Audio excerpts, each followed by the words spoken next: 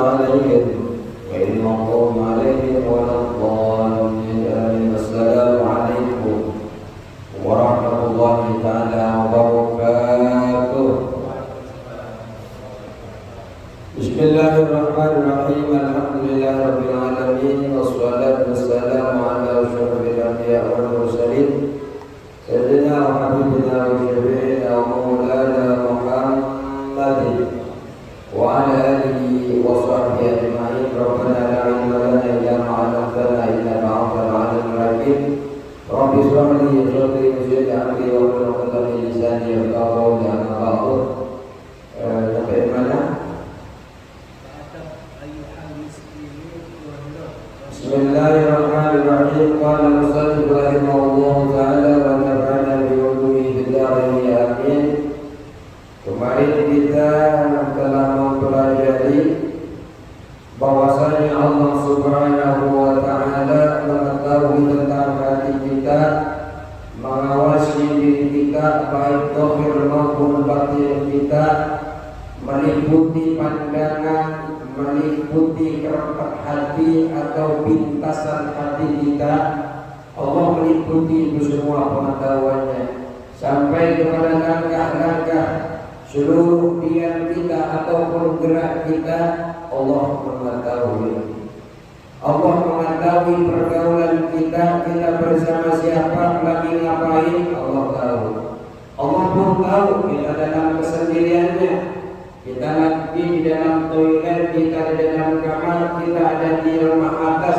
Mungkin sebagian keluarga kita tidak tahu mana papa, mana abah, mana haji kita. Kita mungkin tidak tahu, tapi Allah mengetahui itu. Karena memang tidak ada yang diam ataupun bergerak kecuali memang berada di pengetahuannya Allah. Sampai kita ini seakan-akan berputar-putar di hadapan Allah. Allah langsung mengetahui. Saking memang Allah mengetahui tersembunyi kita, tempatnya di kita Allah tahu. Makanya ya'lamu kha'inatal a'yuni wa ma tukhfi sudur. Maka kemudian Allah ini mengetahui terhadap mata-mata khianat. Allah mengetahui siapa yang baik, siapa yang buruk, dan apa yang disembunyikan dalam dada, dalam hati kita, Allah tahu. Sampai dalam ayat yang lain ya'lamu sirra wa akhfa. Allah mengetahui rahasia yang lebih tersembunyi dari pun Allah tahu. Tidak ada rahasia di antara kita dan Allah. Baik, kita langsung mulai. Bismillahirrahmanirrahim. Fata'adzab, maka beradablah engkau, beradab beretika. Ayyuhal miskin, wahai orang miskin. Artinya miskin amal, miskin perbuatan-perbuatan baik yang kita butuh ampunannya Allah, lebih banyak dosa, kita diibaratkan miskin. Lebih baik kita beranggapan miskin daripada amal, daripada kita mikir banyak amal tapi ternyata amalnya tidak ada, nol di sisi Allah. Kita kebaikan-kebaikan yang masa lalu kita lupakan, kita perbanyak lagi seakan-akan belum pernah ada kebaikan-kebaikan. Kalau toh yang awal-awal dulu kita kerjakan kebaikan itu diterima, biarlah itu menjadi destinasi akhirat kita. Beradablah, beretikalah ayyuhal miskin, wahai orang-orang miskin, zahiran wa batinan, secara zahir maupun batin. Zahiran wa batinan, secara zahir ataupun secara batin.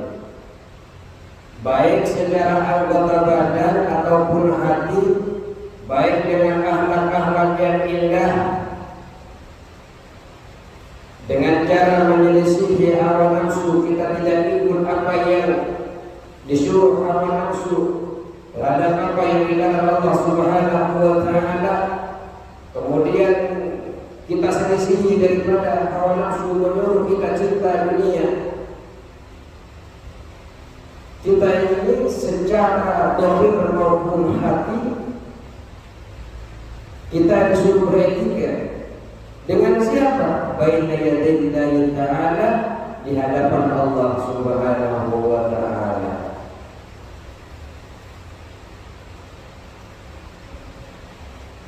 Baik kita dalam kesendirian maupun kita bergaul, banyak orang yang maksudnya kita harus berada beretika dengan Allah. Di hadapan Allah kita harus beretika. Teknik etikanya benar seperti apa? Ta'addubul 'abdi, dengan etika seorang hamba.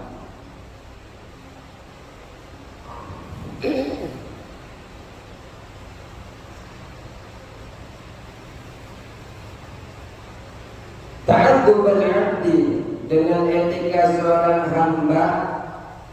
Ya, pelayan seorang raja atau salah satu rakyat daripada raja.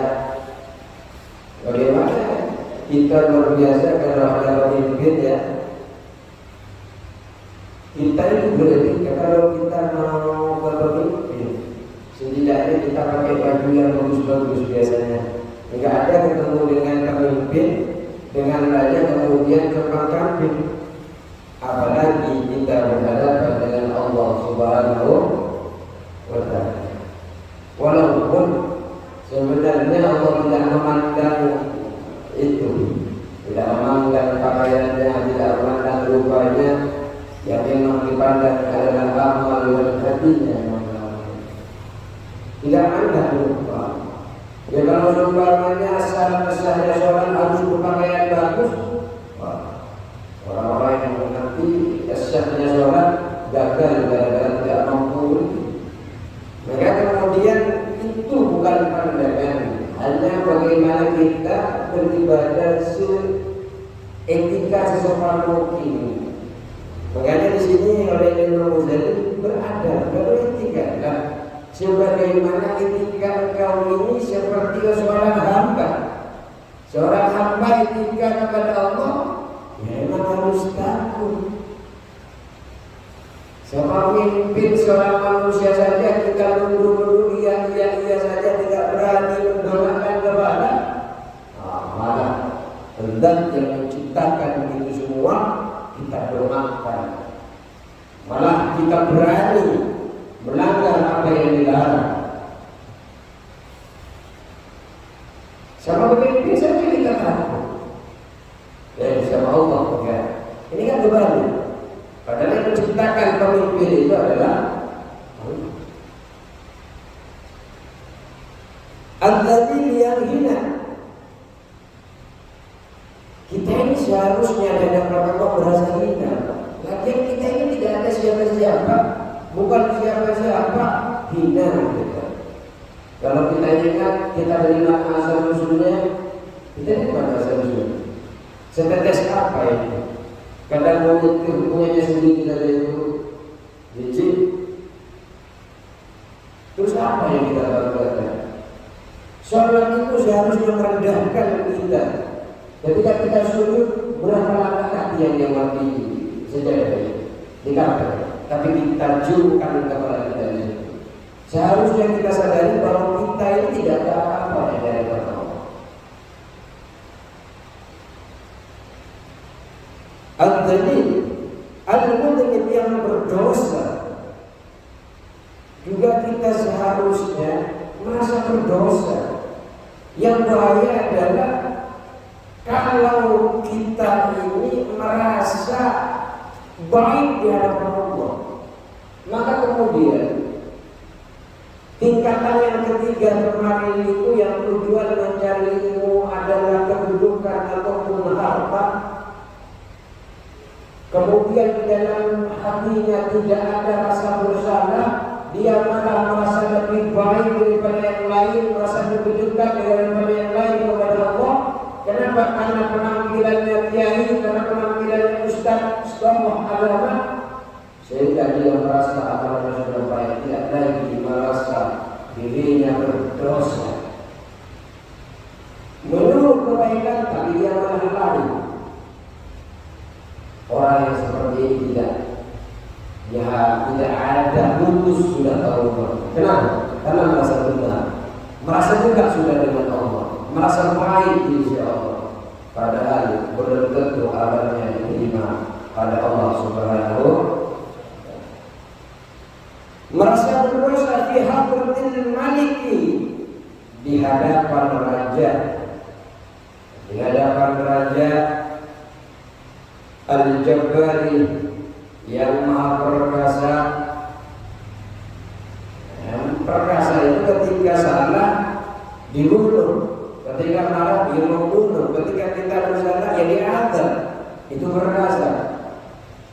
Allah itu mampu, Pak, menggoncangkan sisi dunia ini, mampu. Apalagi cuma menggoncangkan rumah kita, mengambil kedudukan kita, mengambil harta kita, satu detik nggak nyampe habis. Tahu-tahu berpindah. Ada kemarin tidak mungkin tidak menyangka orang yang kemarin dibakar rumahnya, disita barang-barangnya, mungkin tidak menyangka. Jauh sebelumnya itu tidak menyangka. Terlepas kita tidak tahu, tidak ikut-ikutan itunya, hanya mengambil pelajaran saya itu tanpa Allah kalau mau mengambil mereka semudah itu. Tidak perlu Allah. Tahu-tahu siapa? Tahu-tahu habis. Tahu-tahu orang lain itu tidak. Kita ini tidak ada kekuatan. Sekali apapun, hebat apapun backingan kita dengan Allah tidak ada apa-apa. Perkasa Allah. Selain perkasa Allah yang maha memaksa. Kalau sudah berkehendak Allah habis kita. Tidak ada pembelaan kita apalagi di akhirat. Tidak ada memaksa. Tidak ada yang bisa menolak keinginannya Allah. Kalau Allah ingin cabut nyawa kita, cabut saja, mati saja. Tidak ada yang bisa menjaga kematian. Ada yang kemudian sakit dibawa ke Singapura, pulangnya hanya mayatnya. Sampai ke Amerika, pulangnya hanya mayatnya. Hanya berikhtiar saja kita. Makanya memaksa. Kalau sudah memaksa, nggak ada yang bisa menolak. Makanya seperti itu, karena seperti itu kita beretika kepada Allah sebagaimana hamba. Sebagaimana hamba. Beliau Allah Subhanahu wa taala dia itu sebagai pencipta daripada kita, raja biraja daripada kita. Karena tidak ada yang bisa menolak apa keinginannya Allah. Wajtahid an la yaraka maulaka haitsa nahaka. Wajtahid dan bersungguh engkau, bersungguh-sungguh engkau an la yaraka, agar tidak melihatmu, maulaka Tuhanmu, agar Tuhanmu tidak melihatmu. Ala yaraka maulaka, agar Tuhanmu tidak melihatmu. Haitsa nahaka, di tempat yang telah Tuhanmu larang. Haitsa nahaka, di tempat yang telah Tuhanmu larang. Bersungguh-sungguhlah engkau dalam bersungguhnya bagaimana? Agar Allah tidak melihat di tempat yang Dia larang. Allah melarang kita tidak boleh ke tempat-tempat yang menimbulkan dosa, klub malam, tempat hiburan dan sebagainya. Ya jangan datangi. Jangan sampai Allah melihat engkau atau kita di sana. Wala yafqidaka haitsu amaraka, dan Tuhanmu tidak mendapati dirimu di tempat Ia memerintahkanmu. Wala yafqidaka, dan Tuhanmu tidak mendapatimu haitsu amaraka, di tempat yang telah Ia perintahkan kepadamu. Jadi jangan sampai Allah itu tidak melihat kepada tempat-tempat yang telah Ia perintahkan. Disuruh sholat berjamaah, disuruh sholat 5 waktu, ya sholat. Makanya Pak, sholat itu ada waktunya. Karena pada waktu itu kita bisa bersujud kepada Allah.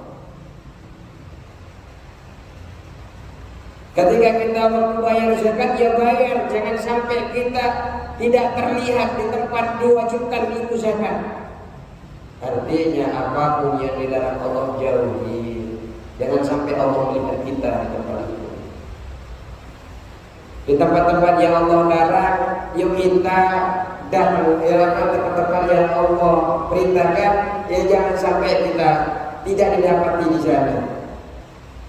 Kalau Allah pengen kalau Allah ini kan pengen melihat kita di tempat-tempat di mana telah Allah wajibkan kepada kita. Sholat kita, puasa kita, pengen Allah lihat itu semua.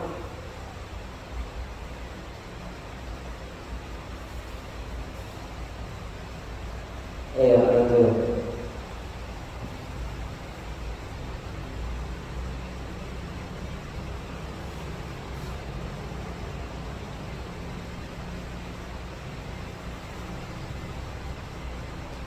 Walan taqdir ala dzalika wala taqdir dan tidak akan mampu engkau wala taqdir dan engkau tidak akan mampu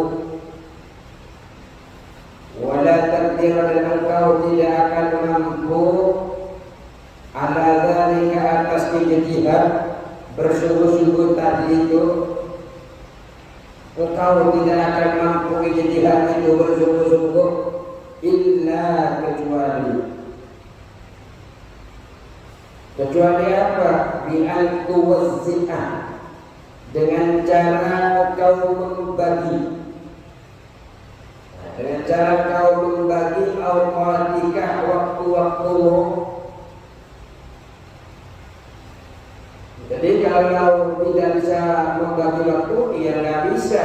Dengan kita ini bersungguh-sungguh di dalam melakukan apa yang Allah perintah dan menjauhi segala larangan Allah, harus bisa membagi, Pak.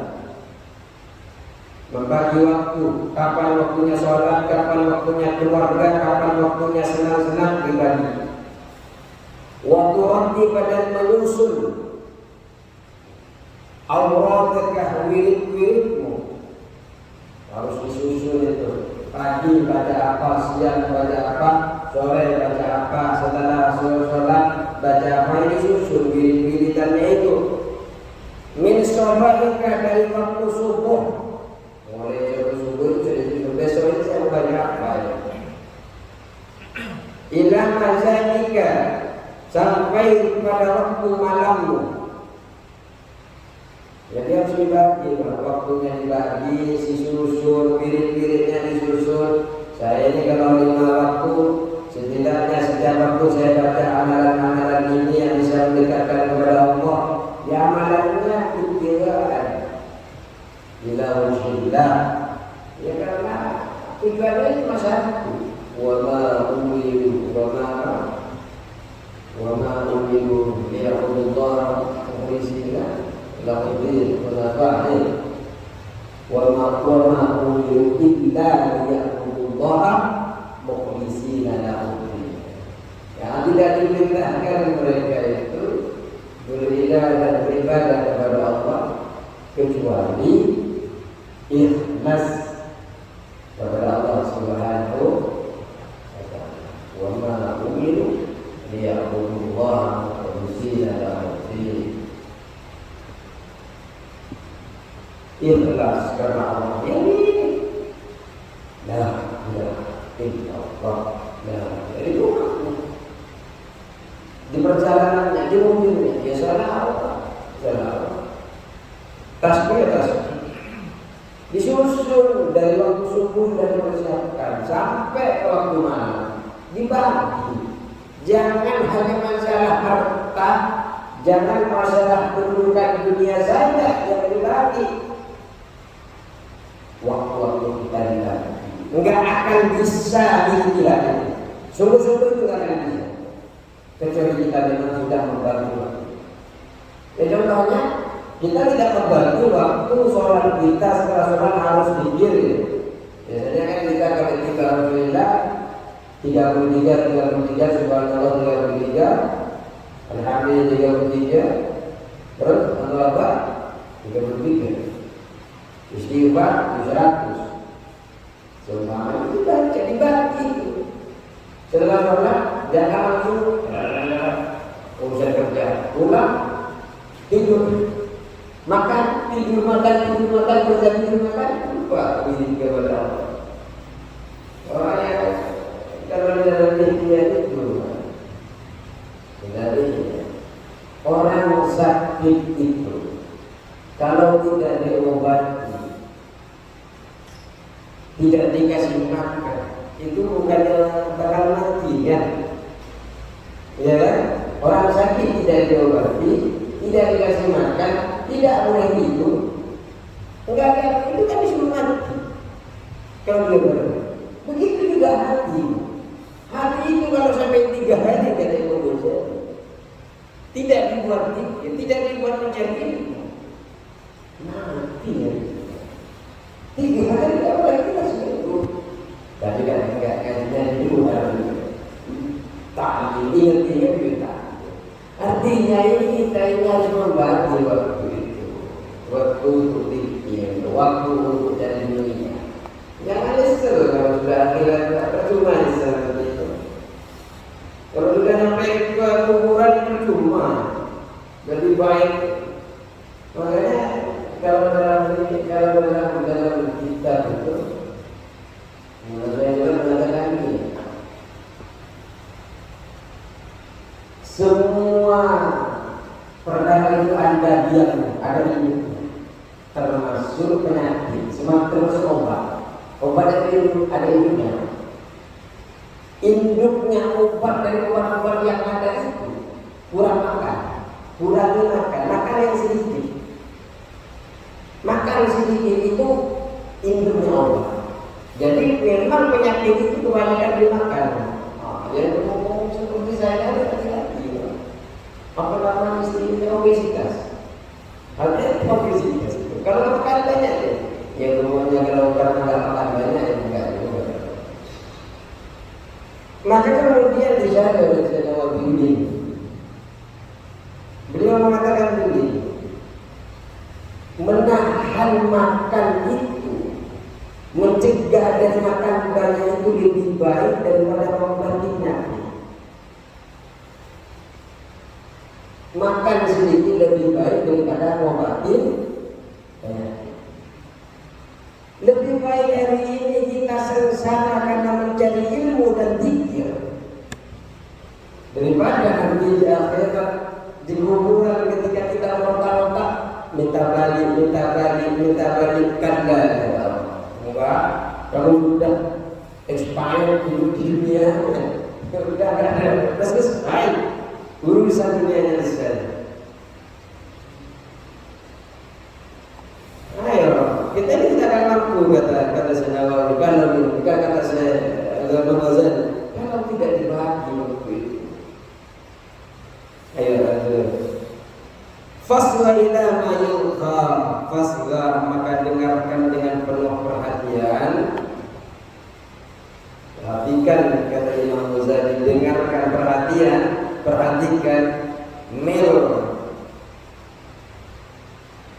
dengarkanlah dengan seksama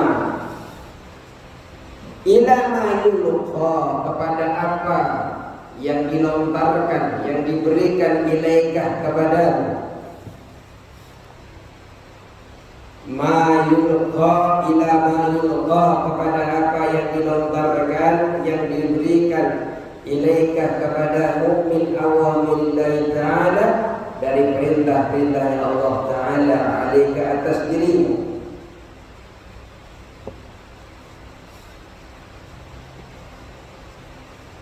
min hini tastaykir min hini dari saat engkau tastaykir bangun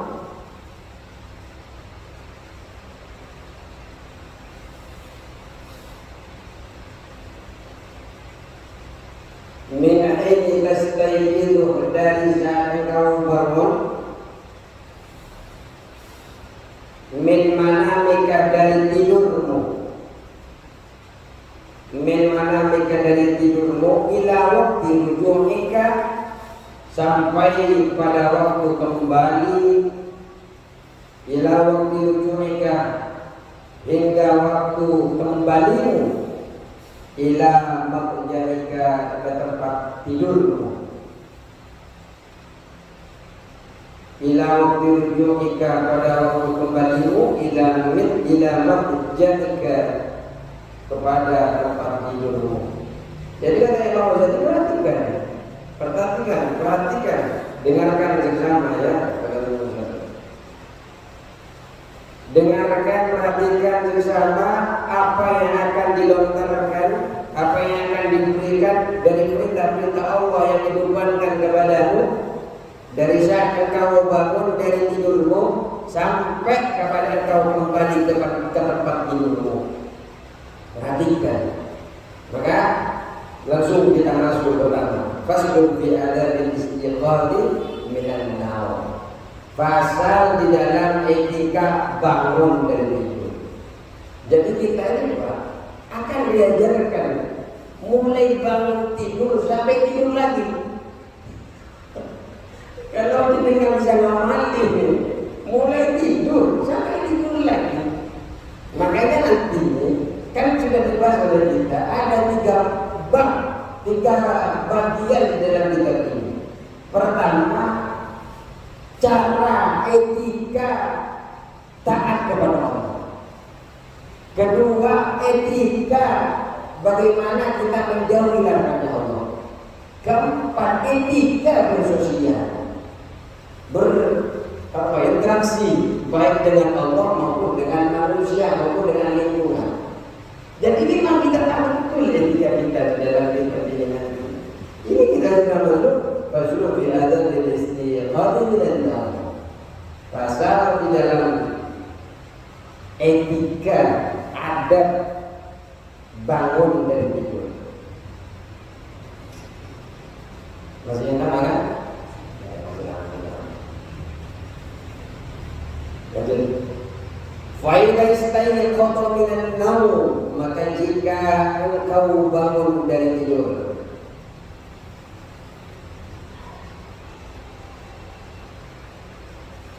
jika engkau bangun dari tidur, fajtahid, maka bersungguh-sungguh engkau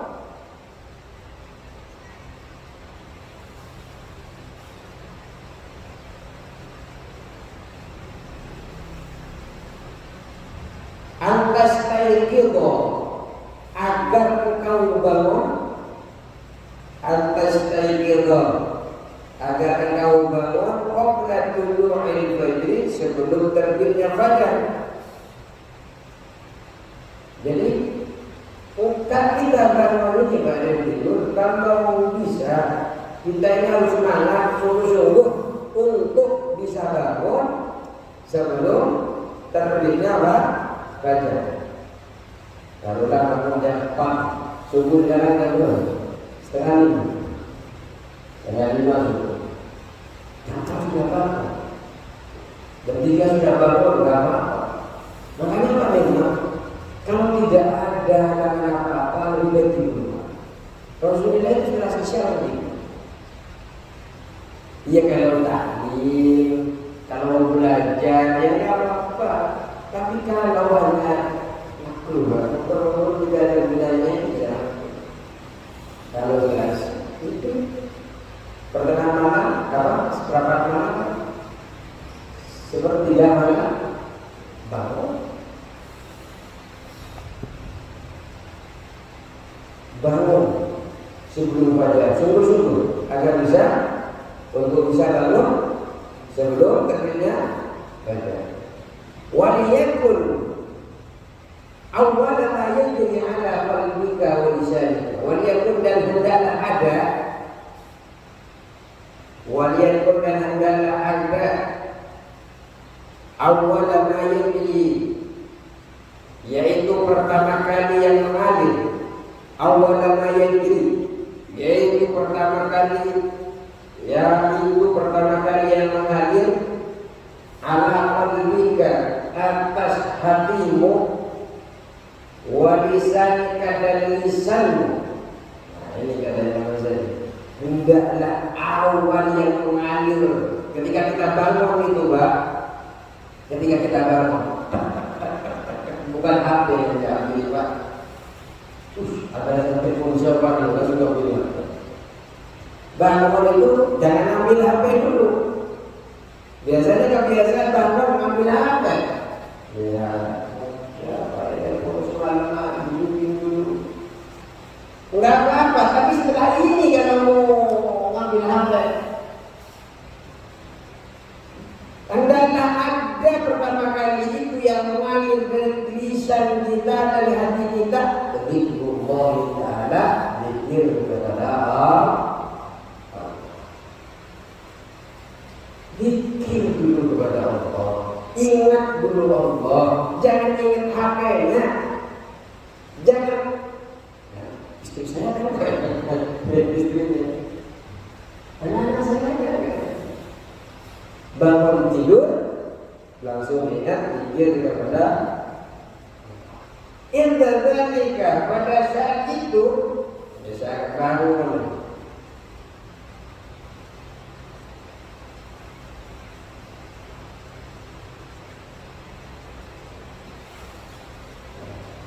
Jadi kita ini, Pak, kalau bisa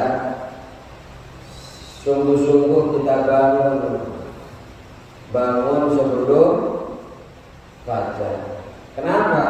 Agar bisa sholat di awal waktu. Kenapa? Karena at-tawlisah aula min at-tanbih. Sholat di waktu gelap itu lebih utama daripada yang sudah terang. Sudah mulai ada kegiatan kerjanya, sudah jam 5:15 menit kan sudah muncul sedikit-sedikit putihnya. Kenapa kata saya itu, Pak? Orang yang memulai sholat pada awal waktu dan pada waktu itu masih ada kegelapan, masih gelap, maka malaikat malam hadir. Kalau masih gelap ya masih ada malaikat malam. Kemudian kalau sholat itu berlanjut karena takdir, subuhnya ternyata bukan lagi baca surah Al-Ikhlas, bacanya surah yang panjang umpamanya, kemudian sampai tampak cahaya, bukan keluar terbit matahari, maksudnya hanya cahayanya ini kenapa? Malaikat siang hari. Jadi ada dua malaikat yang kedapatan malaikat malam, kedapatan malaikat, dan mereka menyaksikan sholat itu.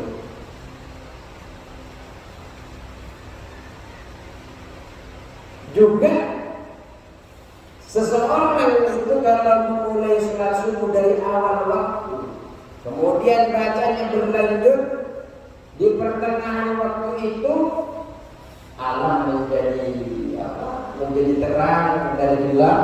Karena kalau belum subuh kan tetap gelap. Kesini yang ada 15 menit sebelum mengajar itu sudah mulai tampak kan?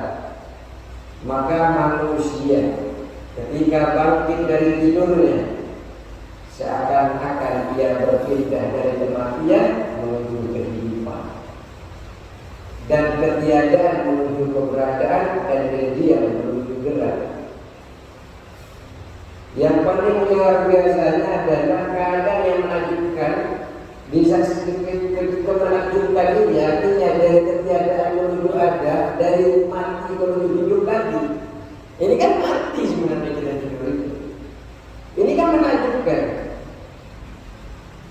Ini bisa disaksikan oleh akal-akal bahwa tiada yang kuasa yang bisa menggantikan ini, yang bisa membuat seperti ini kecuali Allah Subhanahu. Siapa yang bisa menghidupkan kecuali Allah? Tidur itu, Pak, itu kecil kita, itu mati gitu. Maka ketika itu akal menjadi bercahaya dengan cahaya pengetahuan. Ini artinya kita sadar bahwa ternyata yang bisa menunjukkan ini hanya Allah, tidak ada yang lain. Akal sehat kita bekerja, ternyata yang bisa menunjukkan ini hanya Allah. Ketika seperti itu, bebas dia dari penyakit hatinya. Kenapa? Kebanyakan makhluk ini jatuh pada penyakit hati, cinta dunia, bermegah-megahan. Kenapa? Karena dia tidak berpikir bahwa ada di belakang kita yang maha kuasa yang menggerakkan kita kemana-mana, yang menyetujui setiap tindakan kita. Ya memang disetujui, Pak. Kita mau rampok, ini kan nggak disetujui, orang nggak bisa, Pak. Disetujui. Cuma ini kan yang menggerakkan hati kita sendiri, Pak. Allah silakan. Mau goda aku, mau ngapain silakan, mau bunuh diri silakan. Tapi ini orang yang berbuat baik akan dibalas baik, orang berbuat buruk nanti tidak akan balasannya sesuai apa yang dia niatkan dalam kehidupan. La amliku li nafsi darran wa la nafi'an illa ma syaa Allah. Memang kata Allah, tidak ada kepada kita di sendiri kita yang memberikan manfaat atau mudarat kecuali Allah yang sendiri. Makanya orang-orang yang dikasih Allah, kalau sudah menangkap kepada keburukan, kalau sudah cinta Allah, jangan diinginkan dengan Jibril. Saya cinta kepada dia ditipu sama orang itu. Dia marah. Kenapa? Bicara. Yang seperti kemarin kita bahas, Allah jadi penglihatnya, jadi matanya, jadi telinganya, jadi kakinya. Kalau sudah cinta kepada orang itu, mau melangkahkan, kena tipu, kena apa? Kalau toh dia ditipu orang-orang, karena diuji. Makanya luar biasa kalau kita ini sudah disayang oleh Allah. Bukan kita merasa disayang, karena ada. Saya ini kayak dari kasih Allah, saya ini kayaknya oleh Allah. Mana ada orang mengaku sendiri ya. Kalau wali ini wajar. Jadi ketika kita bangun, kita yang ada di lisan kita ini berani. 5 menit lagi ya.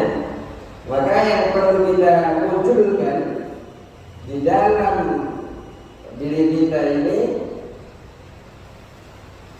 adalah fakul, maka ucapkanlah inda dzalika pada saat itu. Jadi pada saat bangun kita ucapkan.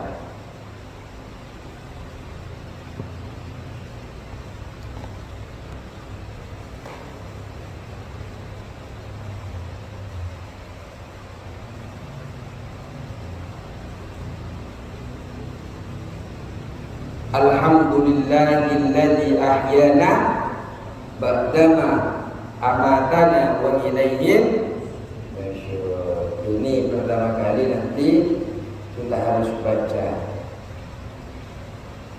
Setan itu kata coba kita lihat. Anna Rasulullah sallallahu alaihi wasallam qala yaqitu syaitan ala qafiyati ra'si ahadikum. Jadi setan itu katanya Pak, ngikat di tengkuk kepala seseorang daripada kita, daripada kalian. Setan itu mengikat di tengkuk. Mana tengkuk?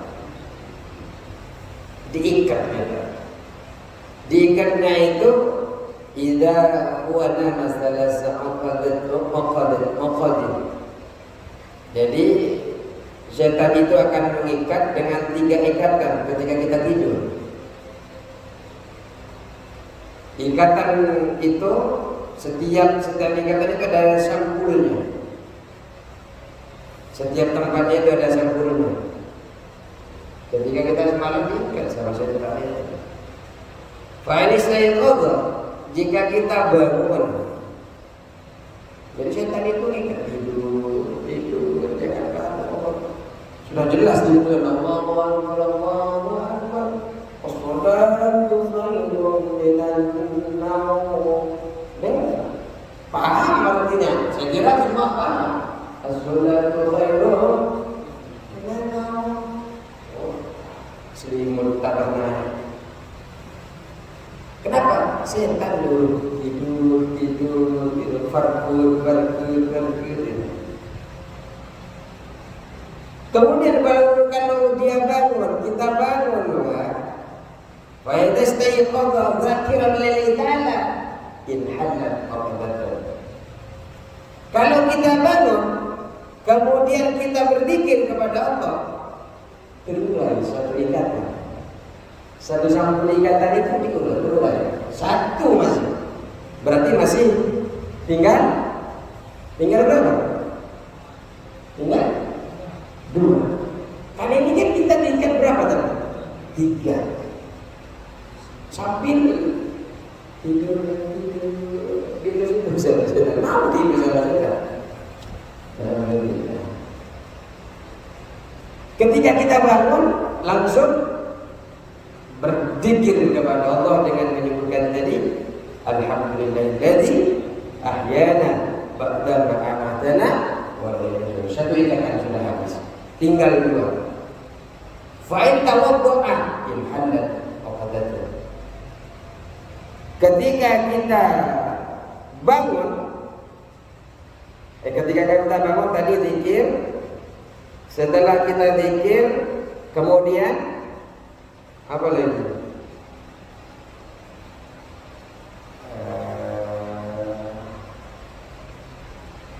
Ketika kita bangun, kita zikir. Setelah fi'il tawaddu'a in halat uqdatuh. Ketika kita ambil wudu, satu ikatan terurai lagi. Berarti masih ada satu lagi potensi setelah wudu masih ngantuk, masih tidur bersama setan. Karena masih ada sampul, makanya malas bersolat, masih ngantuk. Masih seperti itu kan? Masih kenapa? Karena masih ada satu. Masih ada satu. Fa'in sholat khallat uqaduhu kullaha. Ketika kita sholat, terlepas ikatan uqaduhu kulluha, seluruhnya. Fa asbahana sultan tayyiban nafsi. Kemudian ia menjadi masuk ke pagi dalam keadaan semangat, jiwanya semangat, dan bila tidak maka ia menjadi waktu yang buruk, yang malas. Jadi kalau kita tidak lakukan itu, kita paginya menjadi orang yang lemas, yang malas, mengapa-apa yang malas. Berarti dulu melakukan 3 perkara. Pertama, zikir. Kedua, wudu. Ketiga, sholat. Kalau ingin semangat jiwanya, yes, pagi-paginya baru alhamdulillahilladzi ahyana ba'da ma amatana wa ilayhi nusyur. Langsung langsung Allah. Bangunnya kapan? Kapan bangunnya? Sebelum fajar. Bangun pas subuh nggak bisa sholat bareng-bareng di sini. Kenapa? Subuh sudah kumpul. Nggak tahu kalau di sini itu 15 menit kemudian. Ya dari itu ya semoga bermanfaat dan nanti kita terjemah doa-doanya ini ketika kita ketemu berikutnya. Allahumma barik ila aqwamil gharib. Assalamualaikum warahmatullahi wabarakatuh.